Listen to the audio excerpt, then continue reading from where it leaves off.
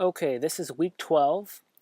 Most likely going to be asked to build in this sheet. There's going to be missing responses just like on the midterm that we'd have to fill in. So download the spreadsheet that I have listed on the website, fill it in yourself, and only use the video as consultation. Don't really go word for word based on the video, but try to fill it in yourself using as much as your logic as possible so that you're better empowered for the test. So let's imagine here that we're selling smartphones for $5 and $25 a piece. We're shipping them at 12 bucks. We have 10% return of sales. Of that 10%, 90% of them are reusable. 10% we throw away so we can refurbish the 90%. And it costs us $15 to make these products. So pretty good margin there. Order processing, postage costs us $1, preparation $4 to prepare the units. Of our consumers, 75% of them use credit cards, while the remaining 25% use checks. It costs us 3% in credit card fees, 0% in check fees. However, there are 5% though those that use checks have insufficient funds and they bounce, so 5% bad debt. Shipping costs is $6. Return costs is postal cost is $3, which seems like it's a buck more than when we first ship it than what we have to pay in order to get it back to the service center. Handling is a buck. Refurbishing costs $4 per unit. Not bad. Finally, buying premium, I have no idea what that means. $12. Let's just throw it in there. Hopefully it comes to you during the exam. Promo cost per thousand is $800 per thousand, assuming we're doing direct mail. We're sending it to 1,000 people, consumers, businesses, whatever. It has a 2% response rate, so it does look like it's direct mail. And our admin cost, regular fixed admin cost, is 10% of sales, which is the net sales over here. So we have the formulas, raw numbers, raw figures here, and the goal today is to put in the formulas to equate the exact same number. By doing this, by getting the same number, it means that you are putting in you have the right logic behind the numbers. So the first one's fairly simple. Sales in units. All this is units. All of this is dollars. So sales in units is quantity times response. And so that's a C27 down here. Quantity times response. So we blasted 1,000 businesses or consumers and we got a response rate of 2%. And that means that in terms of sales, we have 2,000 individuals who responded to our direct mail campaign. That's what that means. What does that mean in dollars? This is simply the 2,000 respondent, the converted customers or prospects, times the price they paid per unit. Not bad of a margin. In terms of shipping charges, this is going to be the same thing because we have 2,000 interested customers. And so it's 2,000. You could just write in 2,000 or just steal this number here, which is what Michon did. Then this number here is the shipping charges times the units sold. Very straightforward. Shipping charges of 2,000 interested customers times 12 is your 24,000. And then revenue. Now this is confusing because we have revenue units, which is essentially, we want to arrive at this number. We don't really need a number here, but Michon kept it. So that's again the same thing. 2,000 revenues, call it. And what does that translate to? Oops.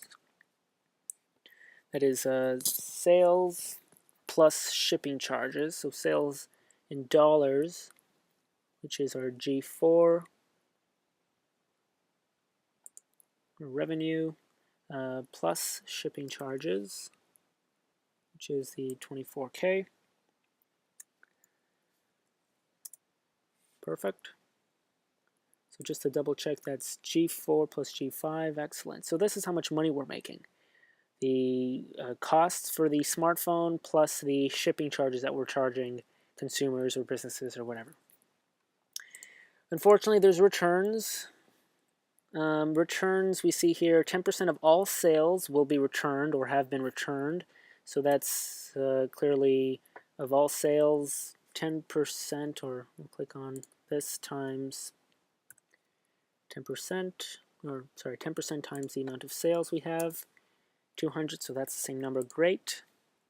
And then this equals the revenue that we have times 10% of returned sales. Revenue is this number up here, G6 times C6. 10%. Great, same number.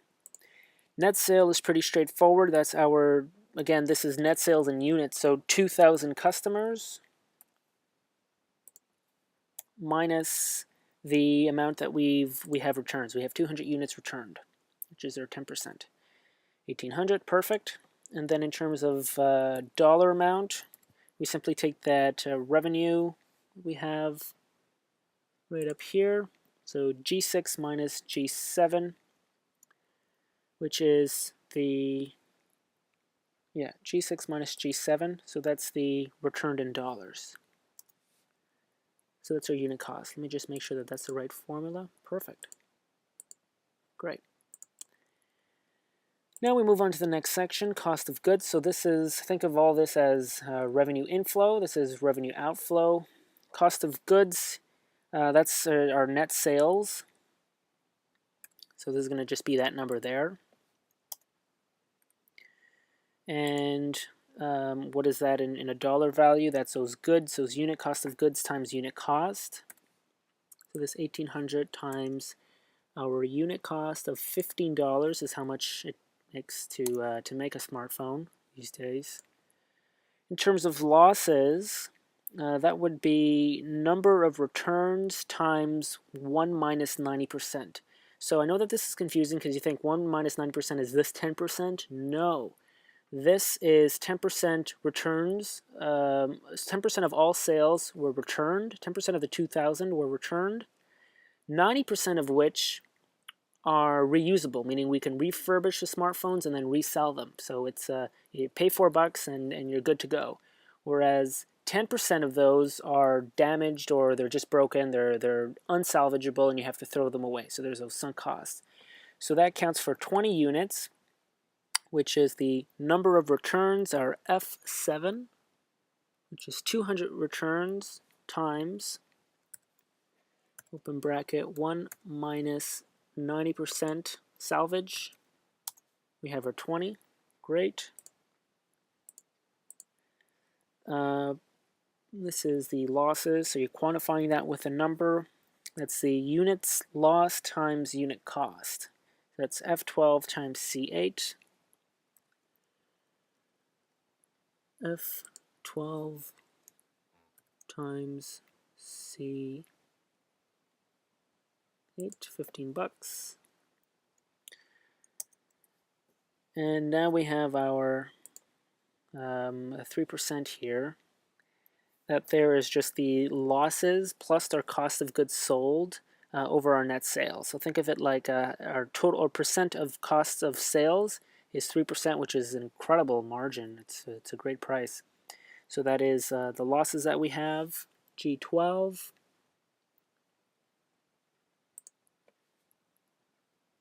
plus, plus G11. Oh, no. G12 plus G11 divided by, make brackets here, oops. Yeah, I got that, yeah.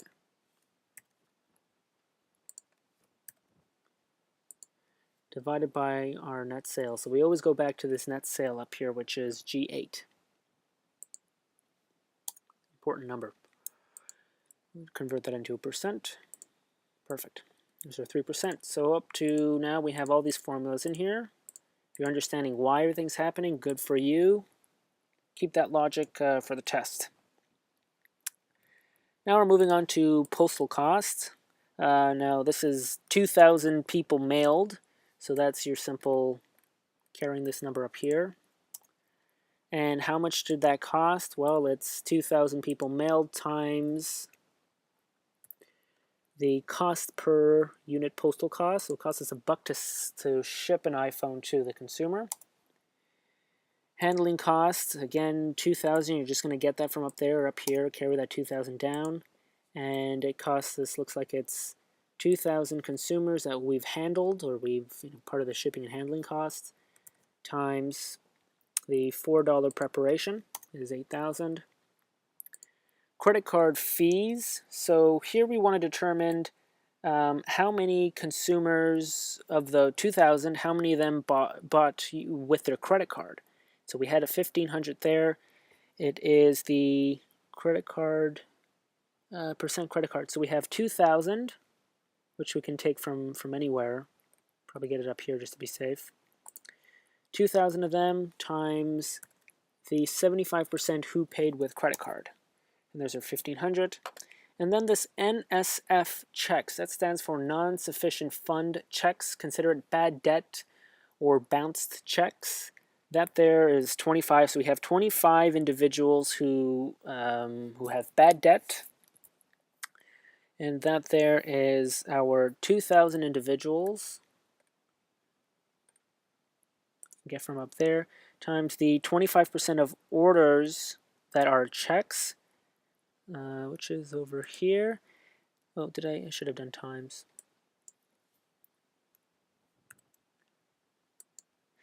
Times the non-sufficient funds, or the bounced checks, and that is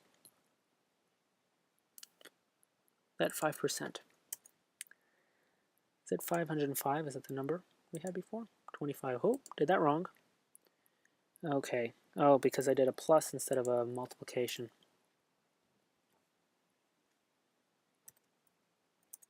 Perfect. 25.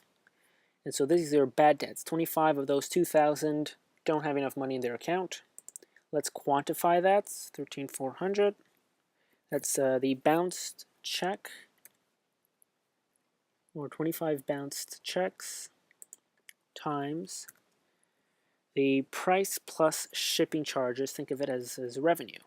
So open bracket, the price that we have. I'll let me collect my thoughts here.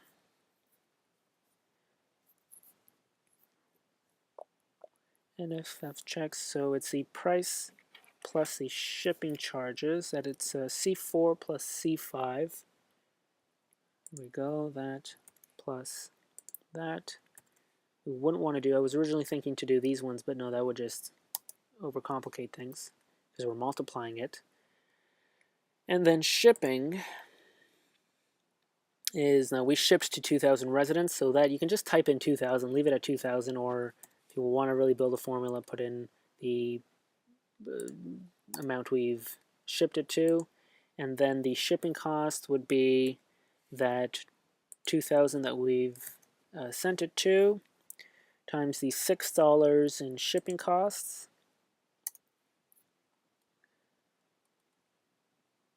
We go into postal costs. Now this is for returns. So this is, again, money outflow. We have 200 returns. We'll just collect that number from up there, F7. So we have 200 returns. How much does that cost in order to bring them back? This is the 200 returns times $3 to bring them back. This times $3. Looks like we're paying for broken product or return product, which makes sense. Along with postal costs, we have handling costs. Of course, the 200, the same 200. It's the exact same thing, it's just different numbers. And handling costs is the 200 returns that we have times that 1%. Perfect. Refurbishing, this is 180 because of the 200 units that was returned. This 200, so we'll just take this 200. 90% of them were salvageable. So on the 90%, we're able to refurbish them. And there's that 90% up there. So these are the reusable. Okay. how much does that cost? It's got 180 times $4 to refurbish them, $720. Buying premium, as I told you, I have no idea what that is. So good luck. At 2,000. And then to quantify that, we see down here that the buying premium is $12 per individual that we've mailed. Wish I can tell you what that meant. Times that $12. And then we have our next formula here, that 3%. That is the 24K, so G23.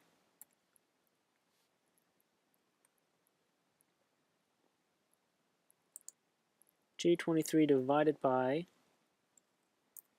and we're going to go back up to net sales here again, G8. I'm going to put an absolute reference here because we're going to carry that down. Carry that down all the way here. Perfect. So these are all the formulas here. We'll explain that later.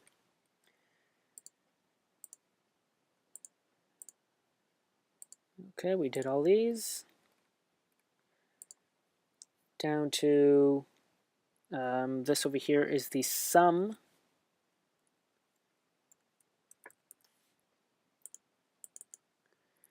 of G11 to G23.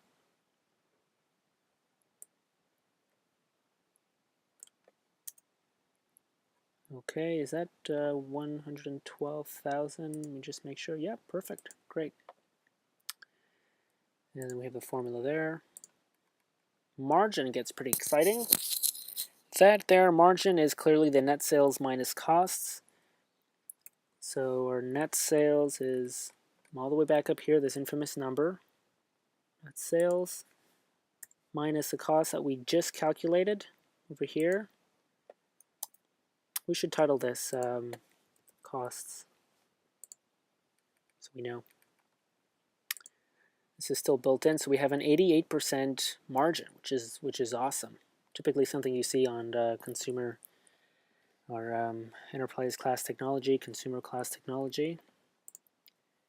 The cost of promotion. So we've blasted this direct mail to 100,000 businesses or 100,000 consumers. And the cost, it costs us $80,000 to do that, but how do we determine that? The cost of promotion is the 100,000. Oh, first of all, we have to determine that, right? So this is simply the quantity that we blasted it to. And then this one equals the 100,000 that we've blasted to times the promo cost per unit. Or what we have here is a promo cost per 1,000. Because we have a promo cost per 1,000, we have to break it down to per unit. So let's divide that by 1,000, and we get 80,000. Your other option here would be to remove promo cost per 1,000, and this would be the divide the 800 divided by 1,000 in order to get the whole number, and then bring it in here. Whatever. I'm confusing you guys. Okay, so contribution margin, that is the margin minus the promo cost equals margin minus the cost of promotion. And we've contributed just under $250,000.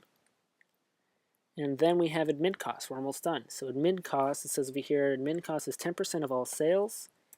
That equals 10%, which is here, times net sales, which is all the way back up at G8. Great. And finally, our net profit is going to say 70% now, but our net profit is the contribution minus admin cost. So we're just carrying everything down. That minus our admin cost. And there's our there's that number, the number we're looking for. It's G28 minus G29.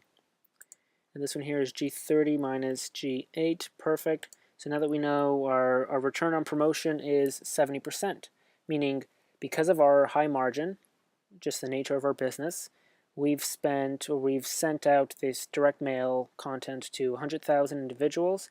We've got a return on promotion of 70%. And that's that infamous number that Michon is going to be looking for during the test. Thanks for watching.